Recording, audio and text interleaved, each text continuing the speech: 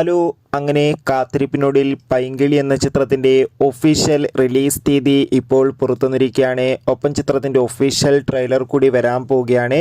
അതിൻ്റെ ഏറ്റവും പ്രധാനപ്പെട്ട അപ്ഡേഷനാണ് ഇന്നൊരു വീഡിയോ ഭാഗത്ത്. സജിൻ ഗോപു, അനശ്വര രാജൻ എന്നൊക്കെ പ്രധാന കഥാപാത്രങ്ങളായി വരാൻ പോകുന്ന ചിത്രമാണ് പൈങ്കിളി. ഏവരും ഏറെ ആകാംക്ഷയോടെയാണ് പൈങ്കിളി എന്ന ചിത്രത്തിൻ്റെ ഓരോ അപ്ഡേഷനും അറിയാൻ വേണ്ടി കാത്തിരിക്കുന്നത്.